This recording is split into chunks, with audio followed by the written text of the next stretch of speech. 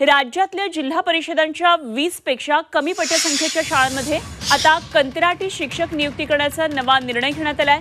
D.Ed B.Ed झालेल्या उमेदवारांची 15,000 रुपये मासिक मानधनावर कंत्राटी शिक्षक म्हणून नियुक्ती होणार आहे आणि 20 पेक्षा कमी पटसंख्येच्या शाळेवर 2 शिक्षकांपैकी एका जागेवर सेवानिवृत्त शिक्षक नियुक्त करण्याचा निर्णय शालेय शिक्षण विभागानं याआधीच घेतलेला होता। मात्र सेवानिवृत्त शिक्षक न मिळाल्यास पद रिक्त राहून विद्यार्थ्यांचं शैक्षणिक नुकसान होतं। त्यामुळे आता डीएड बीएड सारख्या झालेल्या शिक्षकांना संधी देण्यात येणार आहे।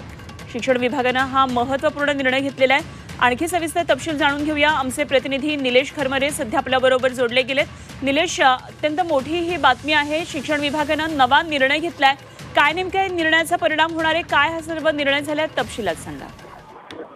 नक्कीच खरं तर राज्यातील जिल्हा परिषदेच्या ज्या शाळा आहेत, विशेष करून दुर्गम भागात ज्या आहेत त्या भागांमध्ये पटसंख्या जी असते ती कमी असते आणि त्या पटसंख्येच्या तुलनेमध्ये शिक्षक जादा असतात आणि त्यानुसार 2 शिक्षक असण्याचा एक नियम होता। मात्र त्या ठिकाणी जे विद्यार्थी संख्या आहे ती कमी असल्यामुळे आता शिक्षक विभागाने निर्णय घेतलेला आहे। त्या ठिकाणी सुरुवातीला रिटायर झालेली जी शिक्षकांची नियुक्ती करण्यात आली होती, मात्र तीही संख्या पुरेसे नसल्यामुळे आता डीएड बीएड झालेल्या जे विद्यार्थी आहेत किंवा शिक्षक आहेत त्यांना मासिक 15,000 रुपये देऊन त्या ठिकाणी नियुक्ती करण्याचा नवा निर्णय आहे ते शिक्षण विभागाने घेतलेला आहे। त्यामुळे विद्यार्थ्यांचं नुकसान होणार नाही या अनुषंगाने हा निर्णय घेतलाय।